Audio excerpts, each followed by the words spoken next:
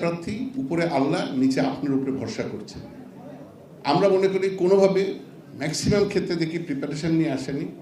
মানি আপনাদের এখন অনেক মামলা, ব্যস্ততা, কিন্তু আপনি ঠিক সেইটুকু মামলা নেবেন যেটা আপনি আপনার বিচার প্রার্থীর প্রতি ইনসাফ করতে পারবেন।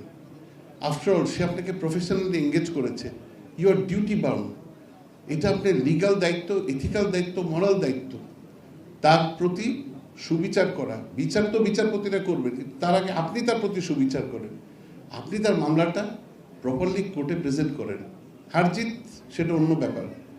মুস্তফা কামাল আমাদের সাবেক প্রধান বিচারপতি বলেছিলেন ওনার বিদায়ী ভাষণে, a good case in the hand of a bad lawyer and a bad case in the hand of a good lawyer।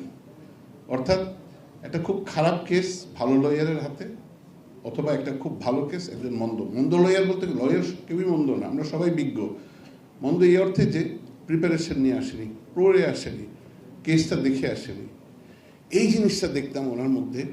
উনি যেই কেসটাই নিতেন, commitment to that case in hand, উনি থরলি প্রিপেয়ার্ড হয়ে আসতেন এবং চেষ্টা করতেন কোর্টকে কনভিন্স করতে যে ওনার কেসের মেরিট সম্পর্কে।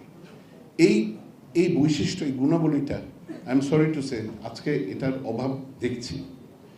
আমি আশা করবো ওনার এই দুইটা বৈশিষ্ট্য আমরা যেন অনুকরণ করতে পারি।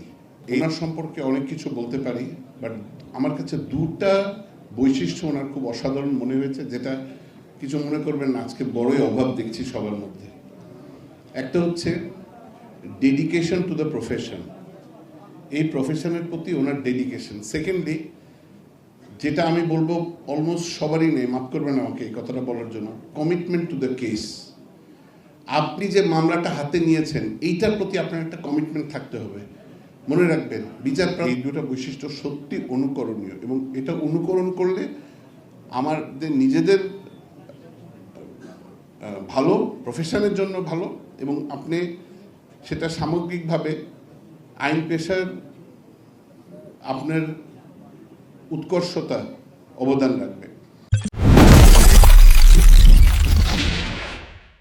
সময়ের সাহসী দৈনিক।